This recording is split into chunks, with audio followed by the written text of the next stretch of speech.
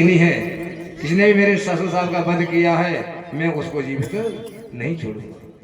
ये पता लगा महाराज साहब दरबार को तो मणि को देखे उग्रसेन को मणि को महाराज अक्रूर महाराज को मणि दे देती है। इस मणि को आप समारो और मैं अपने प्राण है भाग रहा हूँ।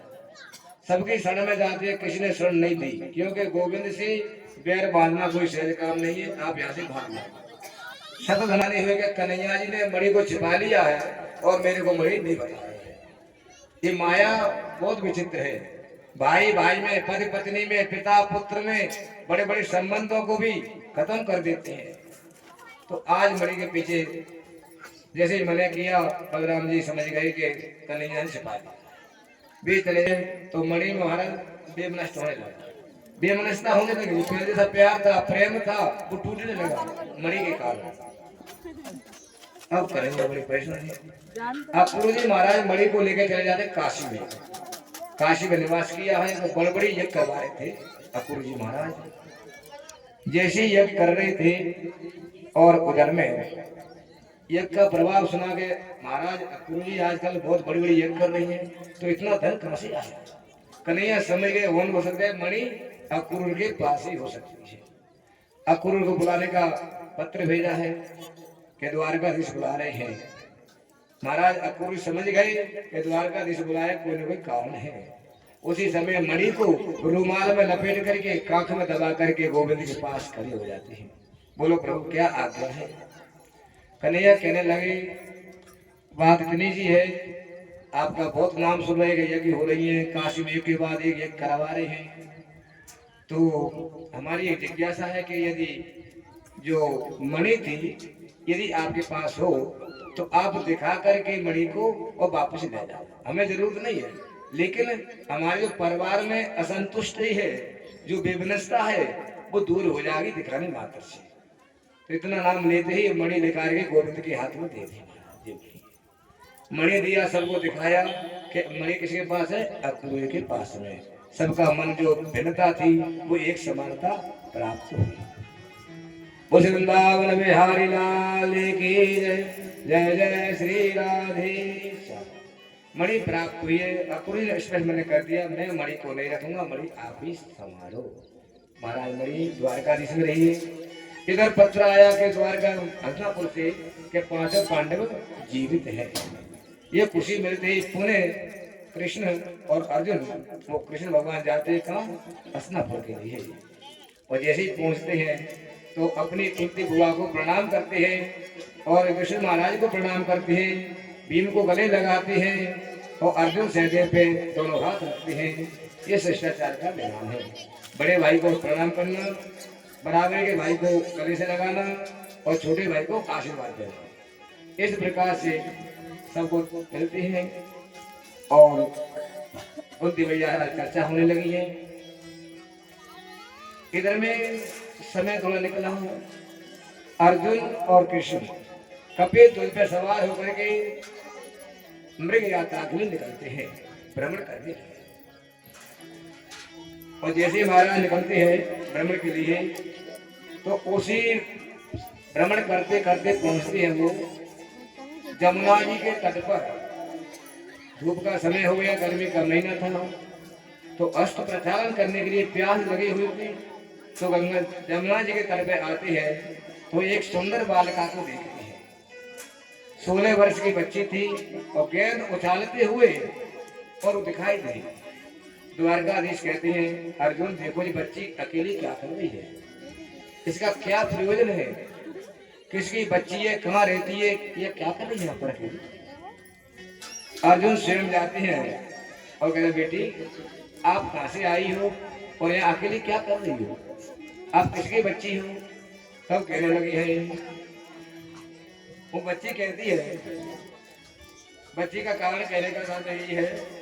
बच्ची ने बताया सविता तो मैं सविता माने सूर्य की पुत्री हूँ, सूर्य की मैं पुत्री हूँ और मैं यहाँ पर भगवान नारायण को अपने पति के स्वरूप में वर्ण करने के लिए मैं भजन करती हूँ।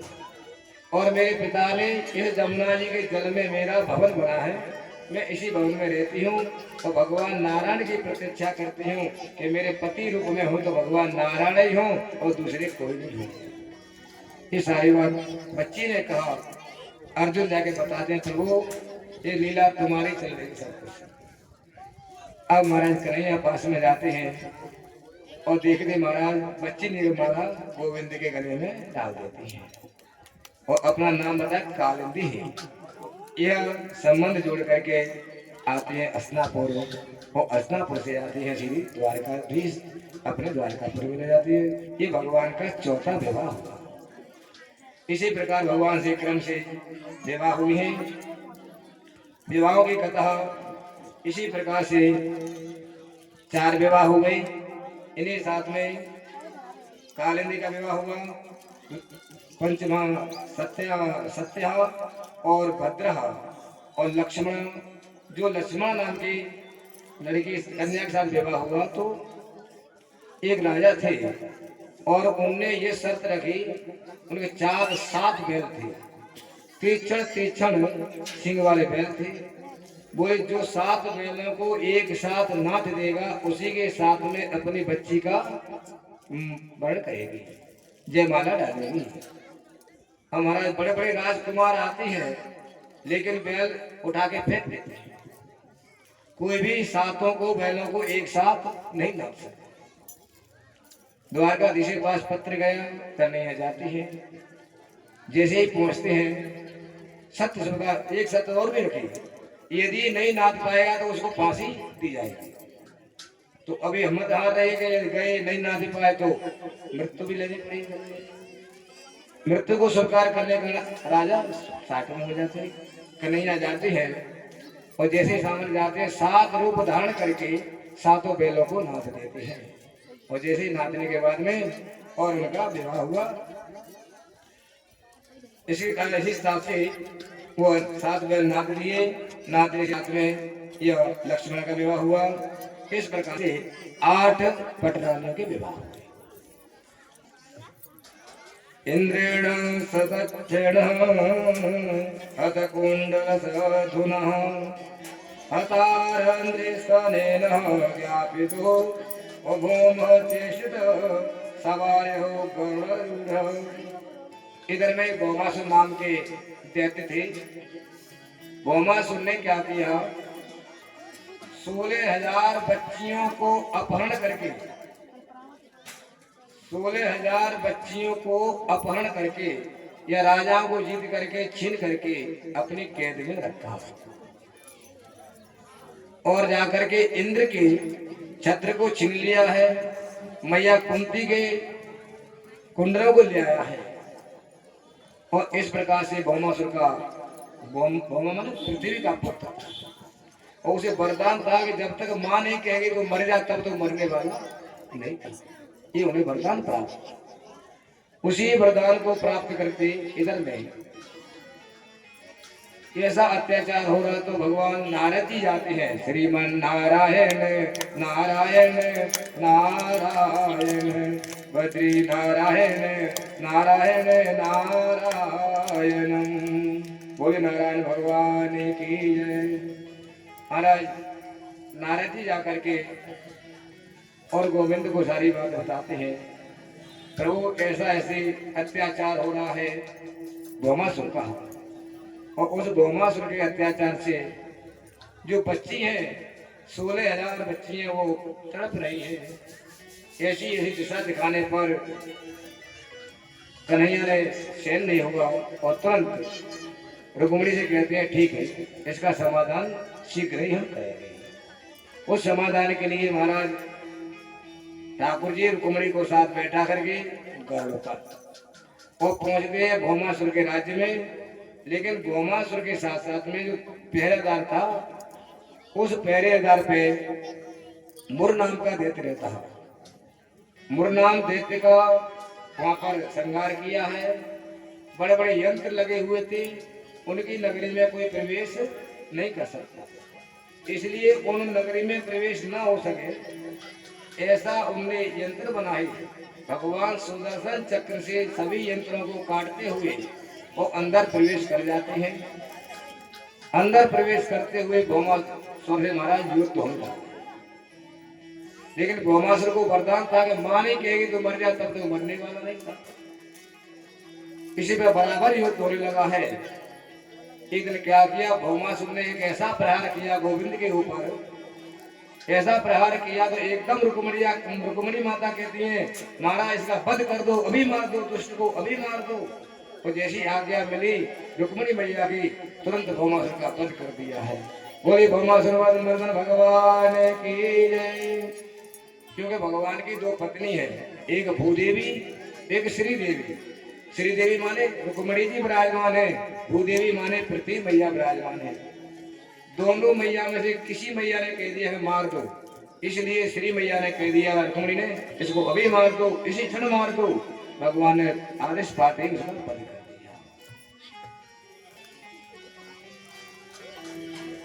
श्री वृंदावन बिहारी लाल की जय। हेलो हेलो, हाँ प्रियजनों, भागवत भंडारे के लिए आज जो दान आया है चमरगवा से 200 रुपए विनूप प्रजापति चमरगवा, 500 रुपए राजेंद्र प्रजापति चमरगवा, 250 रुपए राजकुमार चमरगवा, 200 रुपए श्रीनिवास चमरगवा, 200 रुपए प्रकाश चमरगवा, 100 रुपए केदार चमरगवा, 200 रुपए हेमराज चमरगवा, 100 रुपए धर्मराज चमरगवा। ये प्रजापति की तरफ से भगवत भंडारे के लिए दान आया है। 500 रुपए मुरारीलाल धाका चचेड़ी में, 1100 रुपए टीका कुशवाहा रेलवे स्टेशन कैलारस महादेवपुरा, 5000 रुपए स्वाराम कुशवाही रेलवे स्टेशन कैलारस महादेवपुरा, 2100 रुपए बिजराज सिंह कुशवाहा महादेवपुरा रेलवे स्टेशन कैलारस, 1100 रुपए जयपाल सिंह सिकरवाल पचेगा वालों की तरफ से भागवत भंडारे के लिए दान किए जाते हैं। भगवान भागवत सदा उन पर कृपा बनाए रखे। 1100 रुपए नवल सिंह कोहली वाले स्टेशन महादेवपुरा, 11,000 रुपए सुभाष गोयल कैलारस फड़वालों की तरफ से भगवत भंडारे के लिए दान किए जाते हैं। भगवान भागवत उन पर कृपा बनाए रखे। राधे राधे। वृंदावन बिहारी लाल की जय। जय जय श्री राधे। इस प्रकार से भौमासुर का वध किया। भौमासुर के वध के उपरांत पृथ्वी मैया साक्षात प्रकट हो जाती है और प्रणाम करती है, प्रभु इस दुष्ट का वध करके सबको अत्याचार से मुक्त किया है। पुण्य महाराज उनके पुत्र को राज सिंहासन बैठा करके और भगवान वहां से अपने द्वारकाधीश के प्रस्थान किया है। इधर में 16,000 जो कन्याएं थी, भगवान कहते हैं जाइयो अब अपने अपने घर के लिए प्रस्थान करो। सभी देखे लगे प्रभु अब हमारा संसार में कोई नहीं है, क्योंकि हमें कोई रखेगा नहीं। अब तो आप ही हमारे सर्वस्व हैं, हम आपके आपकी दासी हैं, हम आपकी हो।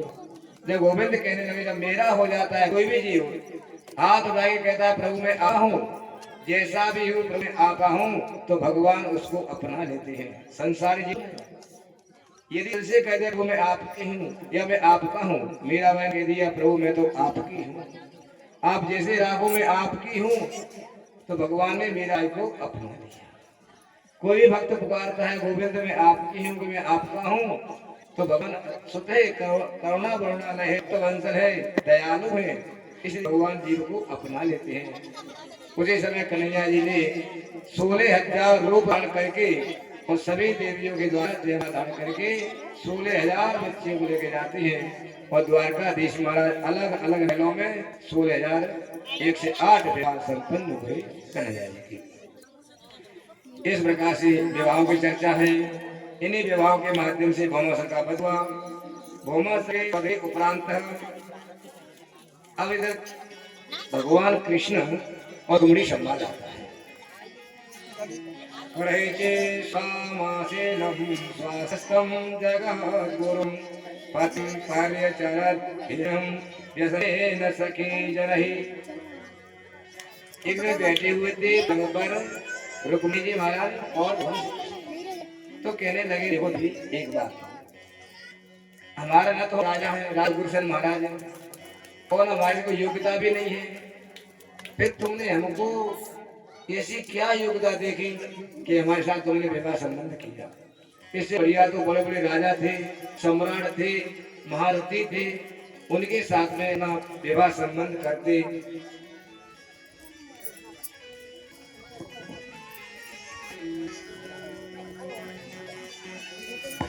जय श्री कृष्ण। तो इसी प्रकार के लगे हैं। तो रुक्मिणी भैया समझती हैं कि क्या बातें आज ऐसी चर्चा कर रहे हैं, क्या भगवान मुझे त्यागना चाह रहे हैं।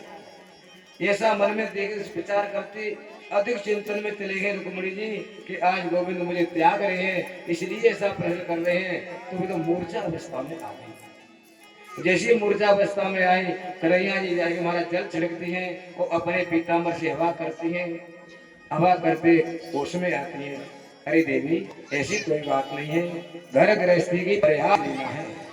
देखो घर में सुख दुख और प्रयास चर्चा से ही समय का पता लगता नहीं है, समय कब निकलता है। तो ये तो हमारा प्रयास था, ऐसी कोई बात नहीं है।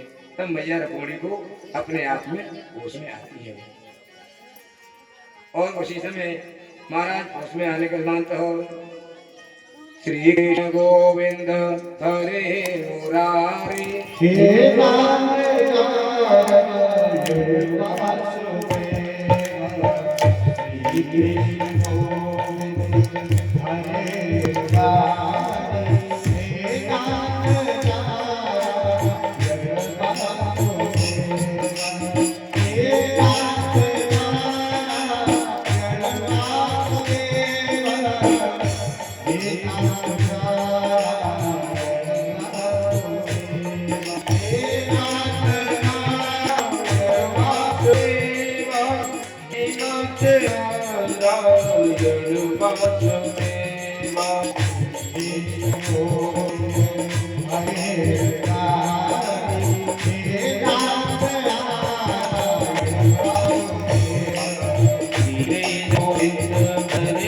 मुरारी हे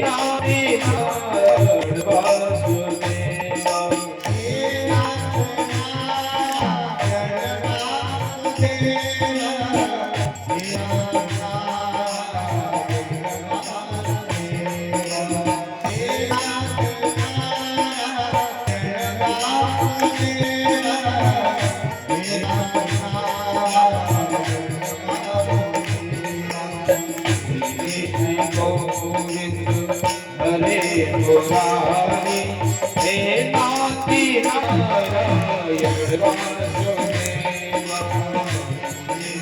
हे राम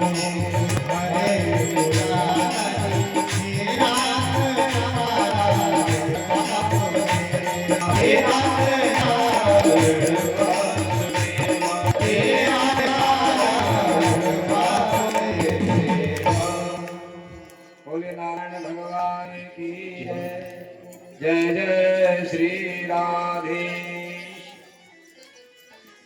इधर में भगवान के पुत्रों की एक रानी 10 पुत्रों की संख्या प्राप्त हुई, 10 संख्या।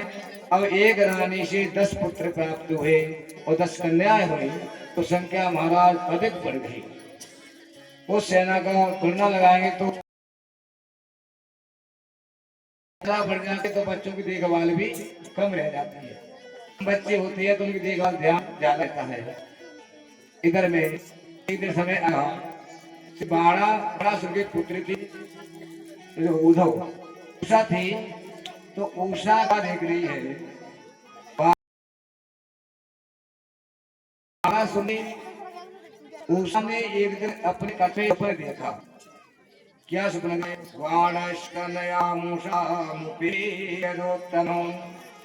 मनुष्य माने सुपन देखा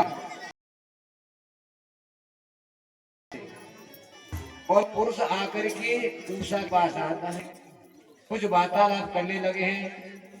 और जैसे ही वार्तालाप करते करते अचानक स्वप्न टूट गया।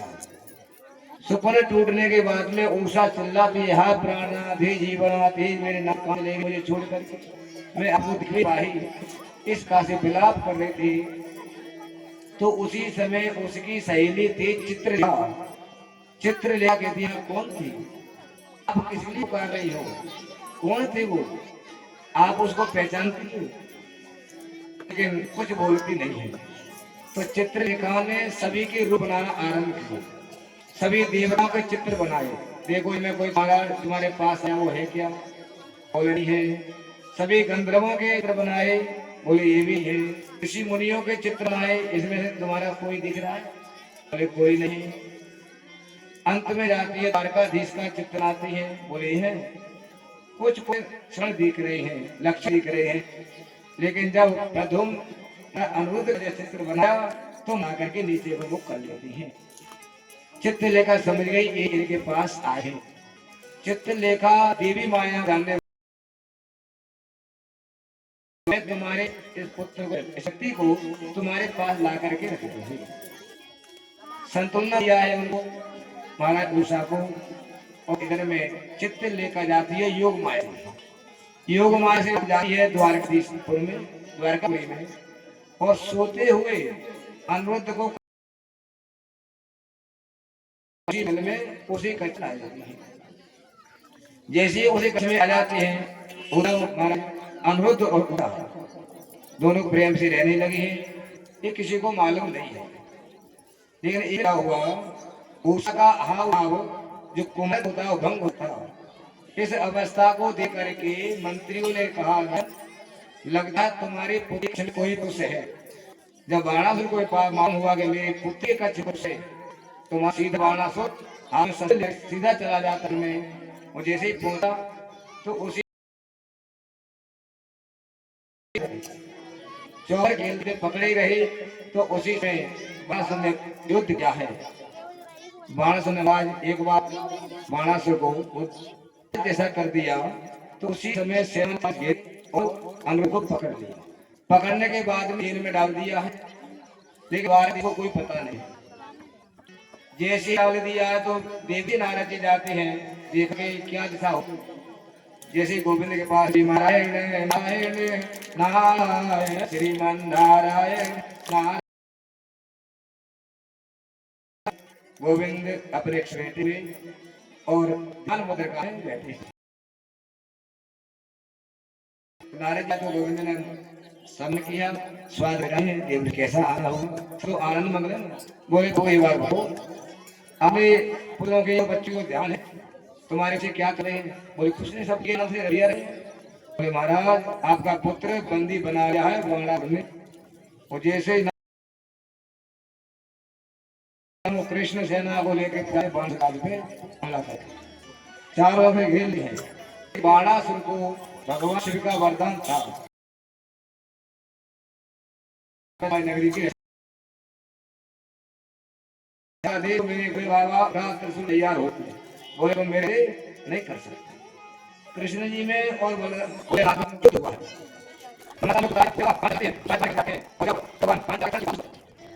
कृष्ण है, बाण चल नहीं सकते हैं।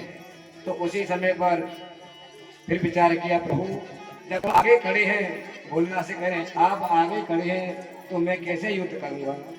तब बोले बाबा कहते हैं आप ऐसा करो, ज्वर नाम का बाण चलाइए, मैं उससे मोहित होकर के कैलाश पर्वत चले जाएंगे। युक्ति बता करके उसी समय भगवान ने ज्वर नाम का बाण चलाया है कन्हैया जी ने, और भगवान मोहित होकर के कैलाश पर्वत में प्रस्थान कर गए।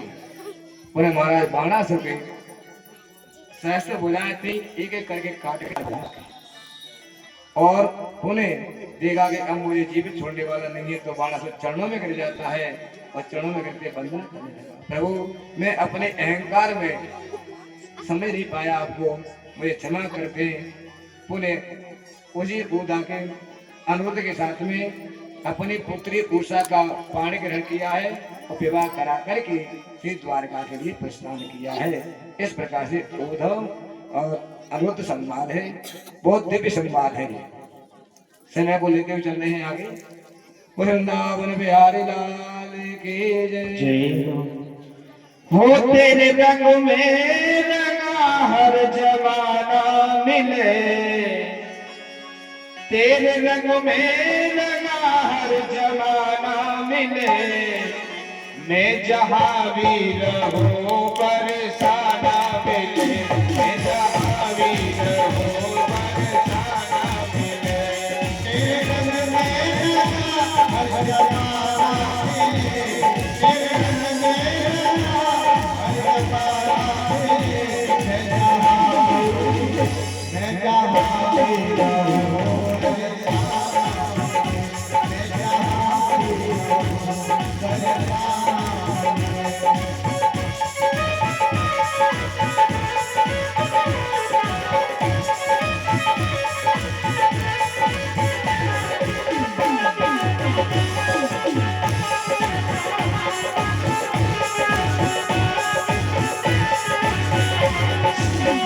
सारे जग में तेरा ही तो एक नूर है,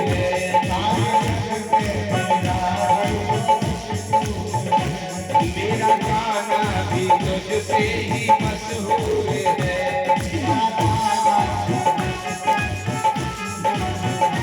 बदकिस्मत है वो तुझसे दूर है, बदकिस्मत है वो तुझसे दूर है,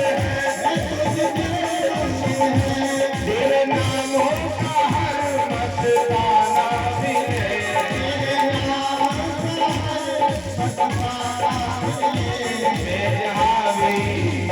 मैं जहाँ भी रहूं बरसाना मिले, मैं जहाँ भी रहूं बरसाना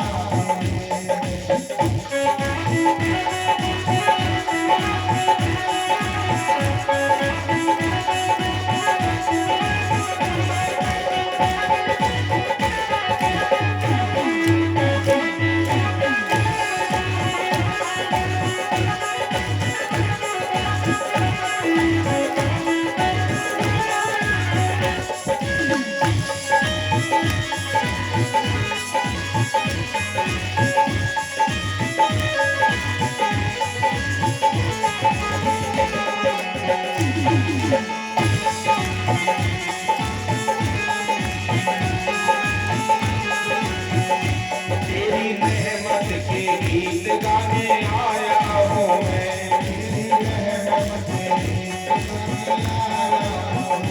तेरी रहमत के गीत गाने आया हूँ मैं,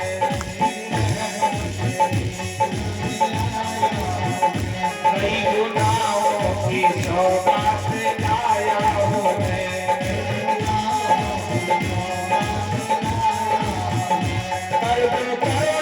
जगत का सताया हूँ मैं,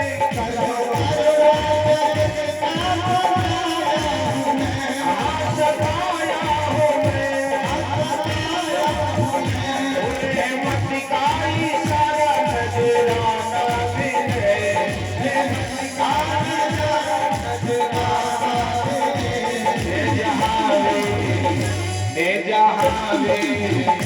मैं जहाँ भी रहूं बरसाना मिले,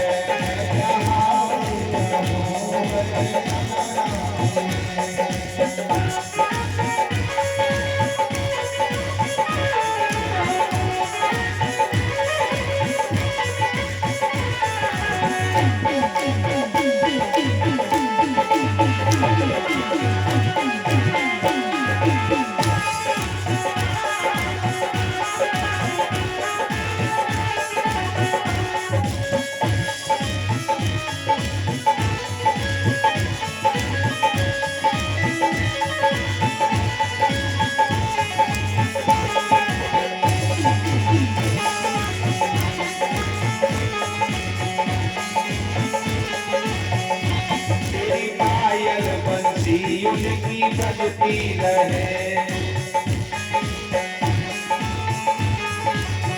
वो तेरी पायल बंसी उनकी बजती रहे, जोड़ी प्रीत प्यारे की सजती रहे।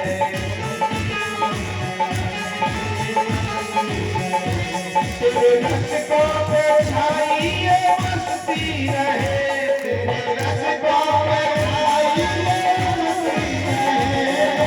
मस्ती रहे, तेरे चरणों की रज में ठिकाना मिले,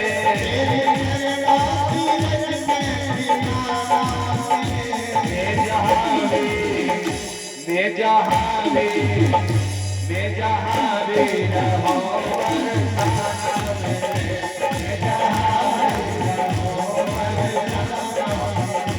तेरे रंग में रंगा हर जमाना मिले, तेरे रंग में रंगा हर जमाना मिले, मैं जहाँ भी रहो बरसाना मिले, मैं जहाँ भी रहो बरसाना मिले, मैं जहाँ भी रहो बरसाना मिले, मैं जहाँ भी रहो बरसाना मिले, मैं जहाँ भी रहो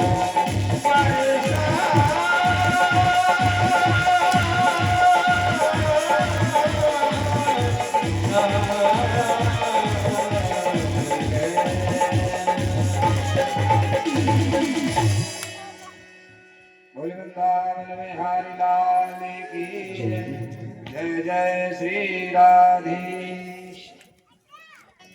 एकदूपनं राजं जग्मुर्यधो कुमारकः वीरतो साम्ब प्रधुम्न चारुभानुपदादयः क्रीडित्वा सुचिरं तत्र विचिन्वन्तः पिपासितः जलं निरोधे कूपे ददर्शो सत्वमुद्गतम्। तेरा महाराज एक दिन एकदा उपवनम राजन, उपवन में, उपवन कहते हैं वन को, जो वृक्ष होते हैं वन और उपवन। उपवन कहते हैं छोटे वृक्ष जहाँ होते हैं, जैसे 150 वृक्ष हैं उसको उपवन कहते हैं, हजारों वृक्षों की संख्या होती है उसे कहते हैं वन। तो वन उपवन, तो उपवन में 4 भाई थे, कौन कौन से? सांब, प्रद्युम्न, चारो और भानु। तो ये चारों क्या करे? गेंद खेल रहे थे। गर्मी का समय था, गेंद खेल रहे थे, गेंद खेलते खेलते इधर में रुक्मणी जी उसी भवन में कन्हैया चौपर खेल रही है। तो गेंद का खेल रचाया, गेंद खेलते खेलते गेंद खो गई थी। गर्मी का समय था, गेंद को ढूंढ रहे थे, प्यास भी लग रही थी। तो उसमें देखते देखते महाराज गेंद तो मिली नहीं, पर एक कुआं मिल गया, जिसे झोड़ा कुआं, जिसमें जल नहीं था। और उसमें एक ऐसा गिरगिट देखा, गिरगिट करकेटा, उसका बहुत बड़ा विस्तार होता, पर्वत जैसा बना पड़ा था।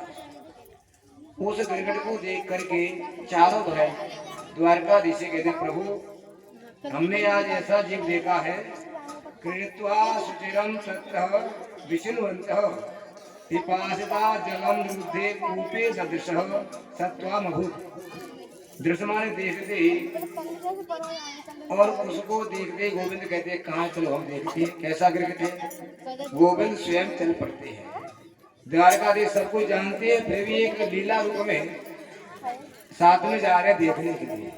देखा तो बड़ा पर्वत जैसा विशाल उनका शरीर हो रहा था। और जैसे ही गोविंद पहुंचते हैं और उसका स्पर्श किया, स्पर्श करते ही उसमें दिव्य पुरुष निकल पड़ता है। गिरगिट का शरीर छूट जाता है, दिव्य पुरुष निकला। तो भगवान कहने लगे, ही भाई ऐसा तुमने कौन सा कार्य किया, कौन सा कर्म किया जो तुम गिरगिट की योनि में आगे बढ़े हो। तब कहने लगा है, निर्गो नाम नरेंद्रो तनपः। महाराज मैं राजा नृग हूँ और इक्ष्वाकु वंश से मेरा उत्पत्ति है। तो उस वंश से मैं नृग हूँ। और आपने कभी नाम सुना हुआ, दानियों की चर्चा आती है, दानवीर कर्ण, दानवीर हरिश्चंद्र राजा। दानियों की जब बात आती है, शिव दधीच, महाराज दधीच है दानी, शिव राजा शिव जैसे दानी। जब दानियों की चर्चा आती है तो उसमें मेरा नाम भी अवश्य आता है। गोविंद कहे, भैया तुमने क्या दान किया? बोले महाराज ने ऐसा दान किया, हजारों गौ मैयाओं का दान करते हैं। ये दान करने की विधान है। जो दान की महत्व है कि ये लोक ही परलोक। दान हमारा इस लोक में भी रक्षा करता है और परलोक में भी दान हमारी रक्षा करेगा। किया हुआ दान कभी व्यर्थ नहीं जाता है। अपने सामर्थ्य के अनुसार, चाहे वो 1 पैसा का हो, चाहे वो 1 लाख रुपए का हो। दान में विशेष है कि किसी ज्यादा दिया, किसी कम दिया है।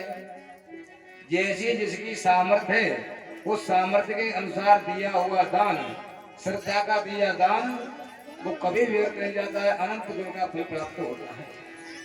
तो मैंने अपनी श्रद्धा से गौ माता को दान किया।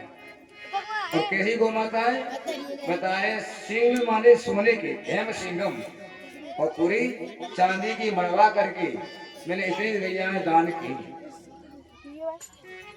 लेकिन मेरा नाम चलता है, मेरा नाम नरक है। ऐसा दान करते करते तो गोविंद कहते हैं फिर ऐसा गलती क्या हुई कि गिरगिट बनना पड़ा? तो बोले एक गलती हो गई। मैंने एक ब्राह्मण को एक गौ माता दान में दी, और गौ माता को दान में देने के बाद वो गौ मैया मेरी गौशाला में दौड़ के छिप के आ गई थी। मुझे उसका पता नहीं, लेकिन वही गौ माता मैंने दूसरे ब्राह्मण को पुनः दान कर दी। और दान करते समय ये ध्यान दे कि गौ माता बूढ़ी हो गई, इसको दान कर दो। उसका दान का कोई महत्व नहीं है। यह गौ माता मर कर बाबा दे दो, इसलिए कहता है अहम शैला कपिला, एकदम युवा गौ माता होनी चाहिए, कपिला गौ मैया होनी चाहिए, जो दूसरे को दूध दे पिला है तो उसका जो दुग्ध महात्मा पान करेगा, भगवान का भोग लगेगा, पूजा होगी, तो उसका फल आप लोगों को प्राप्त होगा। यदि वो गौ माता दान दे दिया, बूढ़ी दे दे, दूध नहीं देने वाली या मरकनी दे दी, तो उस गौ माता दान से कुछ महत्व नहीं है। दान ऐसा दो, ब्राह्मणों को दान देते हैं, वस्त्र दे रहे हैं, बाबा को दिया, ब्राह्मण को दिया, अरे ऐसे वस्त्र दो जिसे वो पहने। पहनने के बाद में क्या वो याद करेगा भैया फलाने जगह से हमें वस्त्र मिला था जी, और ऐसा वस्त्र दिया तो दोनों पैर और सितारे हुए उसके। आजकल सीट भी बहुत होशियार हुए हैं, वो पूछते हैं महाराज कुछ कपड़ा ले रहे हैं काय के लिए, कोई पूजा के लिए, तो एकदम धड़का लेने का कपड़ा निकालेगा, कोई काम का नहीं है। मुझे यदि किसी को दान में वस्त्र दे रहे हैं तो एकदम कम से कम कमजोर वस्त्र दिखाएगा, दान के लिए ऐसा लगा। अरे दान ऐसा दो कम से कम 6 महीना तो उस वस्त्र को पहने या ओढ़े, तो आपको याद करेगा, वो तुम्हें पुण्य की प्राप्ति। दान देना चाहिए तब, या नहीं देना तो हाथ जो लो प्रणाम, ये पर्याप्त है। वृंदावन बिहारी लाल की जय। तो महाराज मृग ने ये दान की महिमा बताने लगे, तो वो एक गलती हो गई कि गाय माँ एक ब्राह्मण ले जा रहा है और वो ब्राह्मण दूसरा उसको देखते हुए वापस आ रहा था, तो रास्ता में दोनों मिल गए। दोनों मिलने के उपरांत झगड़ा कर रहे हैं। कहते हैं यह मेरी गौ माता है, एक कहता है मेरी गौ माता है। कहता मुझे आज वो राजा ने मुझे दान में दी है, वो कहता है कल मेरे को दान में दी है। दोनों लड़ते लड़ते उसी राजा के पास पहुंच जाते हैं और कहते राजा ये गौ माता मेरी है। दूसरा ब्राह्मण कहता है ये गौ माता मेरी है, आप राजा इसका निर्णय करो। अब राजा बेचारा आखिर पड़ेगा क्या करूं, दान तो मैंने दिया है। वो कहता है कल मेरे को दान में दी तो ना लड़। दूसरा कहता है मेरे को आज दान में दी, हाँ दी। अब निर्णय नहीं कर पा रहा है।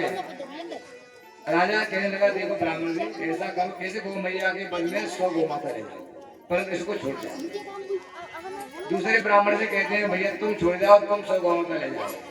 पर दोनों जिद्दी पे पड़ गए, गौ को छोड़ना नहीं चाह रहे हैं। मैं लूंगा निर्णय नहीं कर रहा है। नार जैसे हिला रहा था, जा तू प्रकट हो गया। इस प्रकार से जब उसका अंत समय आया और पहुंचता है धर्मराज के दरबार में, तो भाई खादा देखा जाता तुमने क्या क्या किया, क्या दान किया, क्या पुण्य किया। तो संपूर्ण लेकर के ऊपर से नीचे तक पूर्ण नहीं पुण्य थे, पाप नाम की कोई चीज नहीं, लेकिन छोटा सा पाप था। ये छोटे से पाप के कारण धर्मराज पूछते देखो एक पाप है, वो सब पुण्य पुण्य, अर्थात तुम स्वर्ग को भोगोगे, स्वर्ग में राज करोगे, लेकिन इस पाप के बदले पहले भोगलो या बाद में। तुम्हारा निर्गण ने कहा कि छोटा सा पाप है और तुरंत भोग करके विनाश तो करना ही है, तो उन्हें पाप भोगने के लिए आज्ञा दे दी और उसी पाप का फल क्या प्राप्त हुआ, गिरगिट बन करके झोला दुआ में ले गए और उसी गिरगिट पापों का भोग करते हुए जीव जंतु खाते खाते और अधिक पाप बढ़ गए। लेकिन किया हुआ कर्म कभी व्यर्थ नहीं जाता। साक्षात नारायण पहुंचते हैं और उसका उद्धार कियो, उद्धार करके अपने सुधाम के लिए प्रस्थान कराया। बोले भक्त वत्सल भगवान की जय। किया हुआ दान, किया हुआ तप, किया हुआ भजन, की हुई सेवा एक कभी व्यर्थ नहीं जाती है। एक दिन आकर के प्रादुर्भाव होती है अपने समय पर। आज हम सेवा कर रहे हैं, आज फल मिल जाएगा। आज हमने दान किया, आज ही मिल जाए। समय के अनुसार आप सब प्राप्त हो। इस प्रकार महाराज निरग राजा के गौ माता के विषय में तो दान क्या है? जैसे दान हम देते ना, जैसे जले तेलम, जले तेलम, जैसे तेल को जल में डालो तो तेल ऊपर उछलता है, वो कभी नहीं नीचे जाता है। तो वो दान जैसे पुण्य होता है ऊपर उछलता रहता है। जले तेलम वही विद्या, यह विद्या है। जितनी हम विद्या को गुप्त रखेंगे उतनी विद्या हमारी फलीभूत होती है। ये तुम विद्या को उजागर कर दोगे तो विद्या जल्दी प्रभावित नहीं होती। तो ये गुप्त रखने वाली चीज है। दान को देने के बाद में, दान करने के बाद में कहना नहीं चाहिए मैंने आज इतना दान कर दिया, मैंने ये करवाया। वो कहने के बाद में वहाँ की वही पुण्य समाप्त हो जाता है। अथवा जो कुछ हमसे पाप कर्म बन जाए उसको हम छिपाते हैं।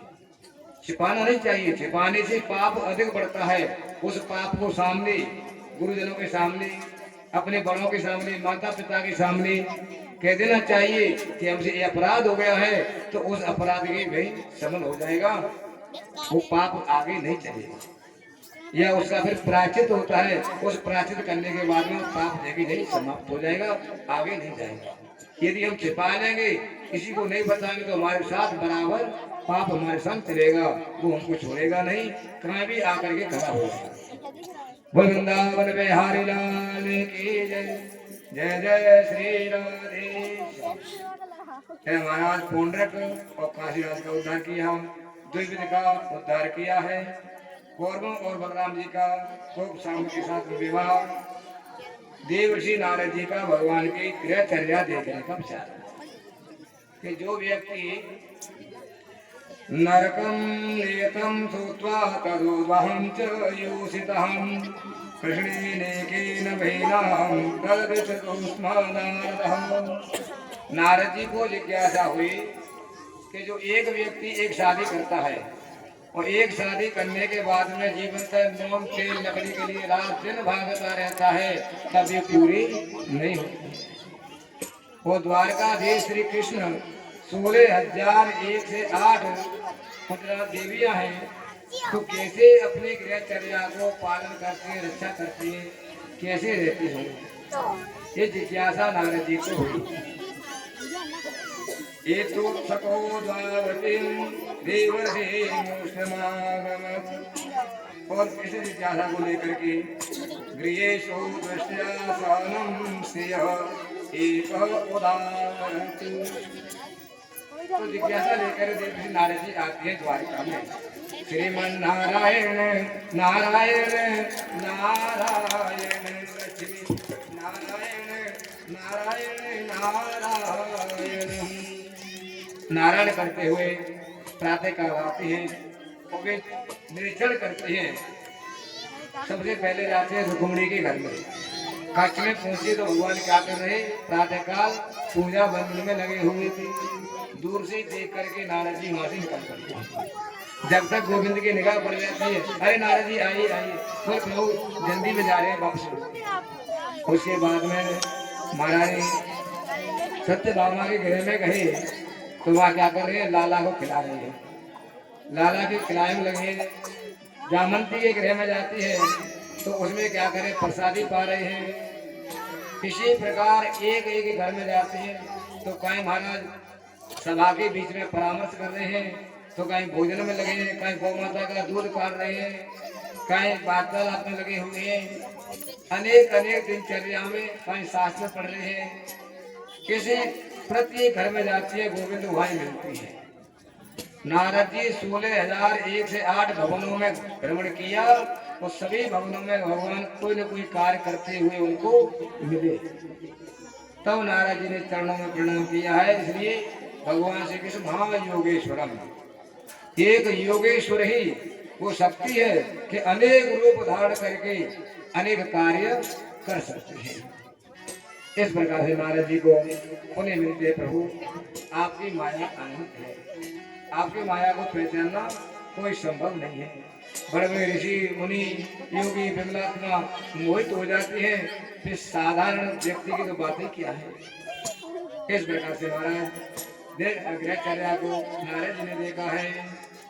भगवान श्री कृष्ण के नित्य दिनचर्या में गोविंद बैठे हैं। इधर में पांडव विचार करने लगे, हमने अश्वमेघ यज्ञ करवाना है।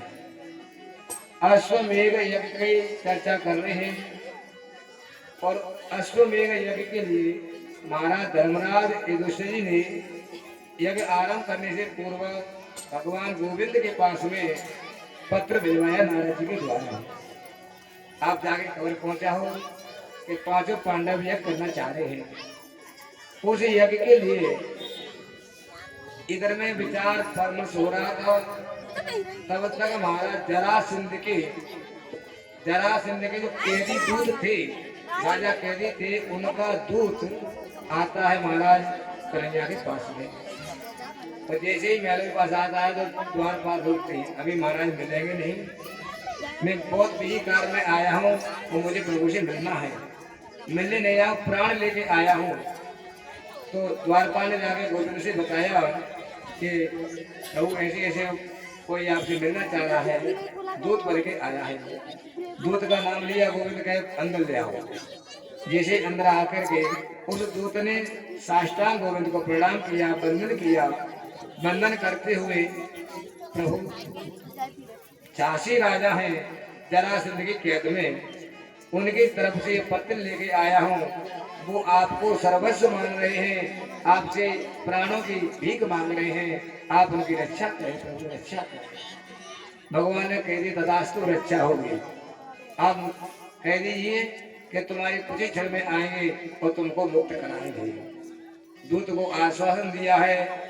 इधर में नारद जी बता रहे कि पांचों पांडव यज्ञ करना आरंभ कर रहे हैं। दोनों की चर्चा को सुनते हुए उद्धव जी महाराज बैठे हैं उग्रसेन की सभा में, तो विचार करने लगे पहले कौन सा कार्य करना चाहिए।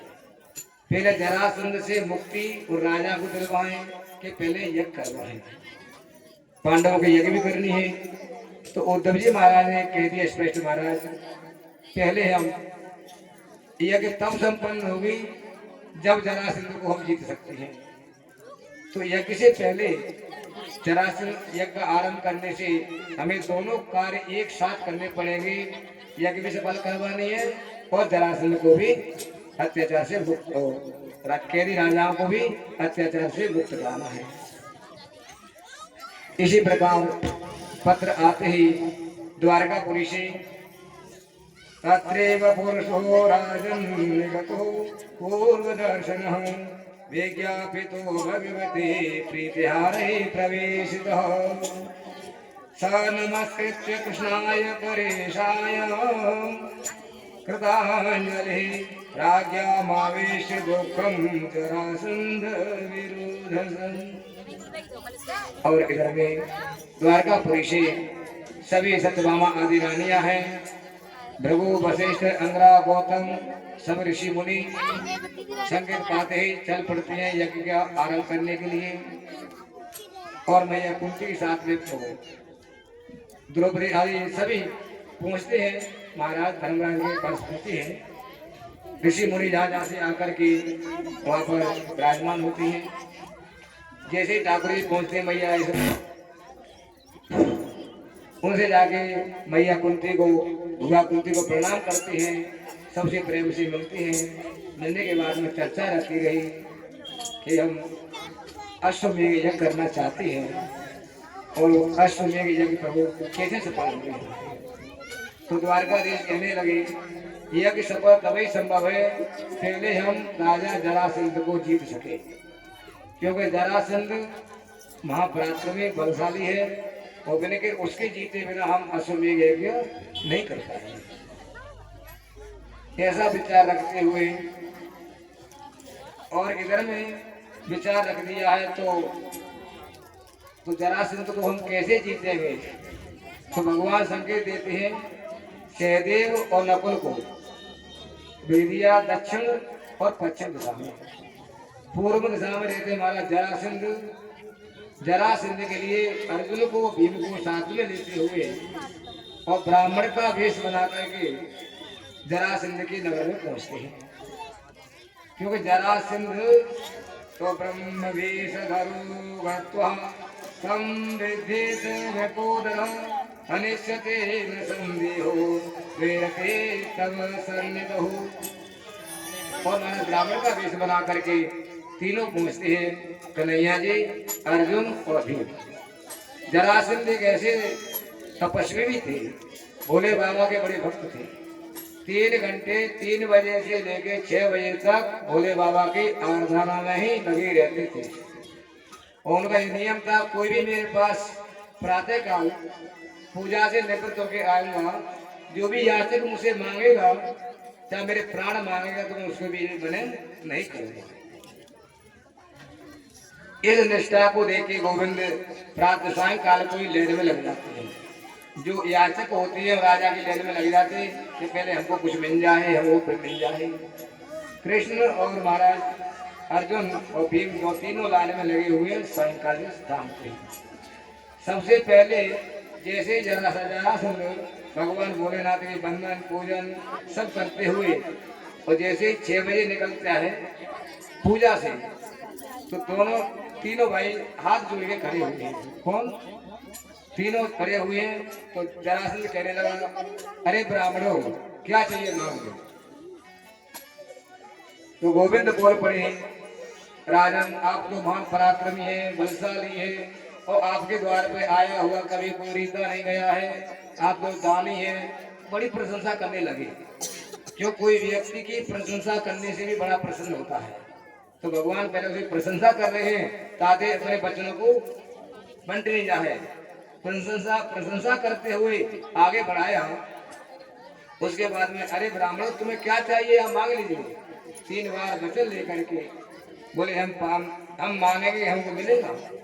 मैंने आपको कह दिया है आप जो मांगो, मेरा संकल्प है जो प्रातः काल मुझे मांगेगा मैं मना नहीं करता। मेरा शीश भी मांगोगे तो मैं शीश को भी मना नहीं करूँगा। और उसी समय गोविंद कहते प्रभु बस हमें एक जिज्ञासा है, हमें द्वंद्व युद्ध चाहिए। और द्वंद्व युद्ध को नाम लेते ही जरासंध ऊपर से नीचे की ओर देखता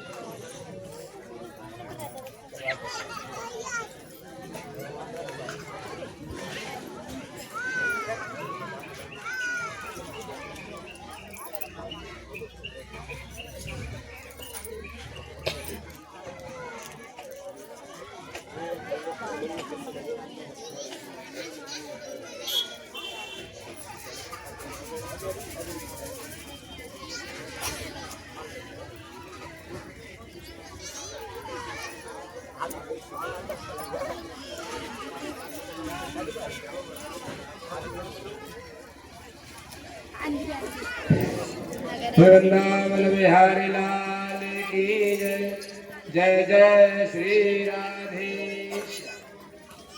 इधर में जैसे ऊपर से नीचे देखने लगा तो कंधे पे जो परकस के निशान पड़े, देखा ये ब्राह्मण तो नहीं है छत्री ही, लेकिन ब्राह्मण का वेश बना के आए हैं। मैंने वचन दिया है अपने वचन से पीछे नहीं हटेगा। परिचय पूछते हैं आप कौन है, तो कन्हैया कहते जी मेरे ममेरी भाई हैं। तो कंस कहता मेरे फुफेरे हम कहाँ देखेंगे, आप स्पष्ट बताइए, अपना परिचय बताओ। भगवान कहने लगे मैं इनका फुफेरा भाई हूँ और ममेरे भाई का चर्चा करते हुए कौन से ममेरे कौन से फुफेरे कहते हुए स्पष्ट नाम से कहिए। पुण्य कन्हैया कहते हैं देखो भैया हम तुम्हारे पुराने शत्रु हैं। तुम्हारा राजा को तो हजार शत्रु होते हैं, कौन सा शत्रु कौन शत्रुता प्राप्त की, बोले ठीक ठीक बताओ आप कौन है। बोले हमें तुम्हारे पुराने शत्रु श्री कृष्ण द्वारकाधीश। द्वारकाधीश को नाम सुनते महाराज पूरी धरती खसक गई, क्योंकि 17 बार मुझे पराजित किया है, मैं इसे कभी जीत नहीं सकता हूँ। इस बात को लेके कहने लगा देखो आप तो भगोड़े हैं, रन छोड़ के भागे हैं, इसलिए मैं आपसे युद्ध नहीं करूंगा।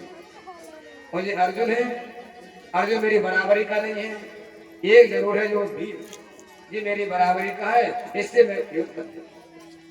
तो भगवान कहते हैं कोई बात नहीं, आप बराबरी से युद्ध कर लो, हमारा धर्म युद्ध होता है, ऐसा नहीं कि पीछे से घायल करना कुछ मारना। सूर्य अस्त तक युद्ध होता है, सूर्य के बाद समाप्त हो जाता है। तो क्या एक गजा तो महाराज प्रेम से साथ में भोजन पाती है, भोजन पाने के उपरांत एक गजा महाराज भीम को दे दिया, एक श्रम लेते और प्रेम से युद्ध होता।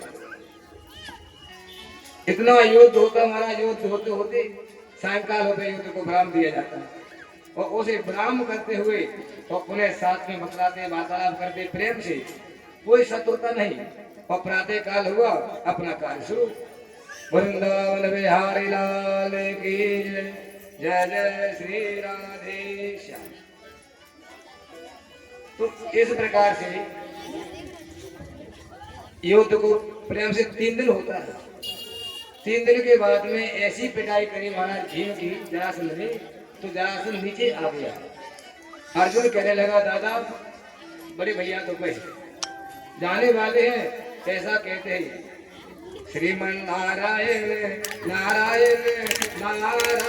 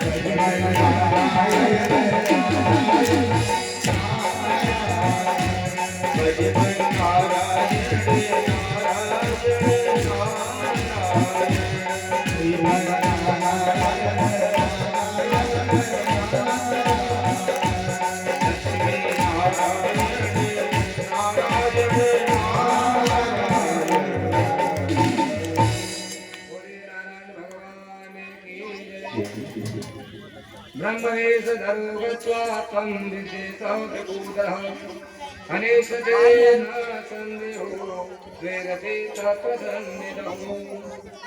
लेकिन हमारा धर्मराज को जरासंध ने संदेह नहीं किया, प्रेम से धर्म युद्ध होने लगा है और धर्म युद्ध के साथ में 3 दिन बराबर युद्ध होता है।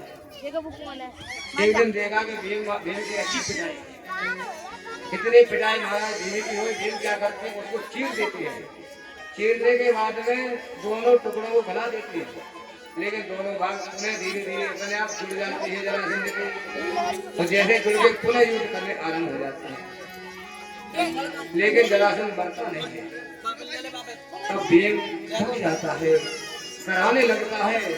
तो रात्रि में महाराज इतना दर्द हो रहा था भीम को, इतने में अर्जुन और कन्हैया मिलने जाते, दादा कैसे हो? तो क्या कह रहे हैं, तुम दोनों देखते रहते हो, मालपुआ सटकाते रहते हो, मेरी जो दिशा हो रही है मैं आज यहाँ नहीं रहूंगा, भाग जाओ। कन्हैया कहते दादा तुम भाग जाओ तो नाक कट जाएगी, रन छोड़ रन से भागना नाक कट जाएगी, इसलिए दादा भागना है। तो तुम तो बैठे बैठे मालपुआ सटकाते रहते हो, देखते रहते हो और मेरी पिटाई होती रहती है, इसलिए मैं रुकने वाला नहीं। जब अति दुखी होने लगा आर्त भाव से, तो कर भीम शरीरा तनुवा पुलिस गए सब पीरा। उसी समय गोविंद ने अपने हाथ फेर दियो और हाथ फेरते सारी दुख पीड़ा दूर हो जाती है। और पुनः गोविंद कहते हैं दादा तुम युद्ध करते हो तनिक हमारी ओर देख लिया करिए। आप अपने बल से युद्ध करते हो इसलिए आप पराजय होते हैं। यदि हमारी तरफ देखते हुए आप युद्ध करते तो आपको कोई पराजय नहीं होनी पड़ेगी। ठीक है, कल युद्ध समय हमारे साथ देखना। याद करते हुए हमारा प्रातः काल हुआ और प्रेम से युद्ध होने लगा है। और जैसे ही युद्ध हुआ महाराज तो युद्ध होते समय ऐसा गदा दिया जरासंध ने तो महाराज भीम नीचे आ गए। जैसे ही नीचे आए और आते समय एकदम महाराज भीम ने अपना पूरा शक्ति लगा के खड़े हो जाते हैं। और उसी समय गोविंद संकेत करते हैं। क्या देखिए गोविंद की ओर देखने लगा। जब व्यक्ति का अपना बल हट जाता है तब गोविंद की ओर निगाह जाती है। और जैसे ही गोविंद की ओर निगाह गई कन्हैया जी पत्ती लेते हैं और इस प्रकार से चीर के ऐसे करा संकेत मिल गया है। तुरंत महाराज क्रोध में आते भीम एक पैर में पैर रख करके चीर देता है और चीर के दोनों भुजाओं को उल्टी डाल देते हैं। उसी समय महाराज जरासंध का पद होता है। बोलिए जरासंध मर्दन भगवान की जय, जरासंध मर्दन भगवान की जय। इनका पद हो गया है। पुनः उनके भाई थे उनके साथ में युद्ध किया है। लास्ट में उनके पुत्र को राज सिंहासन में बैठा करके पुनः आती है हस्तिनापुर के लिए आए हैं। यज्ञ कार्य रचाया गया है। इस समय यज्ञ कार्य में भगवान जी के नाम के यज्ञ के लिए महाराज आरंभ होने लगा। तो सबसे पहले सबको सेवा बराबर बांट दी गई। दुर्योधन के पैर में एक ऐसी रेखा थी वो जितना दान करता वो कर्ण के पैर में वो जितना दान करता उतना चौगुना उसके पास आ जाता। इसलिए जो भंडारे का खजांची बनाया कर्ण को भगवान ने स्वयं पत्र ली प्रेम से महाराज यज्ञ संपन्न करवाया है। यज्ञ संपन्न कराने की तैयारी प्रथम पूज्य जब प्रथम पूज्य का नाम आया तो यज्ञ का प्रथम पूज्य किसे बना है तो अनेक प्रकार की चर्चा होने लगी है। कोई कहता है भीष्म पितामह को प्रथम पूज्य बना है, कोई धर्मराज के लिए संकेत करता है। लेकिन सहदेव ने खड़े होकर कह दिया हमारे प्रथम पूज्य हैं श्री गोविंद, हमारे कृष्ण प्रथम पूज्य रहेंगे। ये बात सुनते सभी सभासदों ने हाथ बढ़ा दिया। आगे जो सहदेव कह रहे हैं वही बात सत्य है। तो गोविंद को प्रथम पूज्य बनाया। उसी समय पास में महाराज बैठे शिषपाल जब पास में बैठा था वो एकदम खड़ा हो जाता है तो खड़े होकर कहने लगता है अरे सभासद तुमको तनिक भी कोई विचार करने की बात नहीं आई।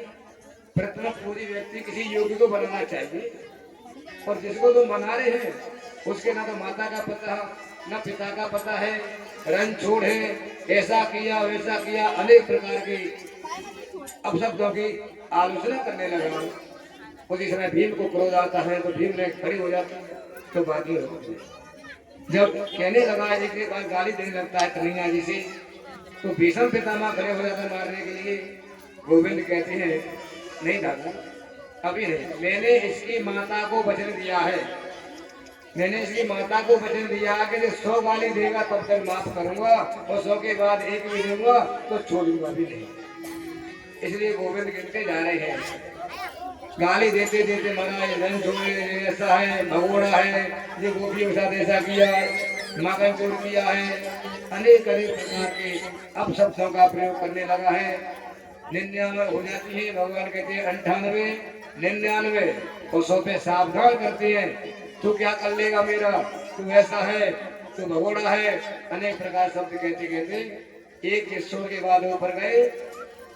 उसी समय गोविंद ने चक्र का आह्वान किया और सुदर्शन चक्र से शिशुपाल का वध कर दिया। और महाराज शिशुपाल का वध होते ही पुनः भीष्म पितामह खड़े होते हैं, इसको ले जाए सभा में से निकाल दिया है।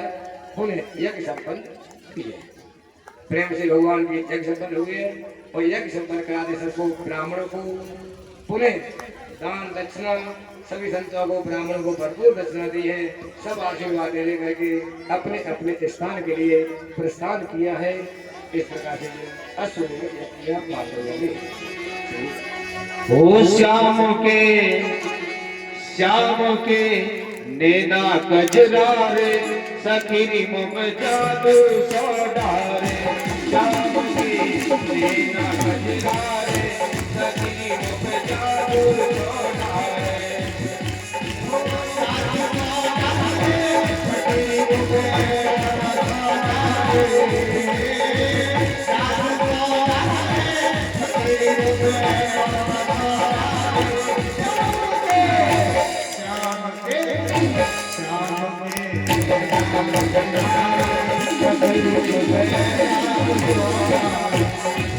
सीता बजना रे सखी मुख जादू सोना रे